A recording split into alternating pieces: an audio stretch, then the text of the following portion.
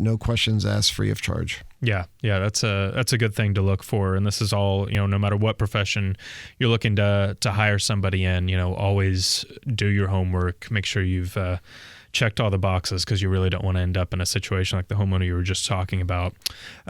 Before we hit the end of this segment, I want to transition for a moment and talk about dryer vent cleaning, because that's another job that you do, and a very important one. How often should my dryer vents actually be cleaned out? Well, once again, depending upon the amount of laundry that a person does, I would do it yearly. Okay. It's low cost. The range is anywhere between $99 and $149, and I cannot tell you how many house fires are started. My next door neighbors had a house fire from their dryer vent. You do a lot of laundry, you're going to get a lot of debris.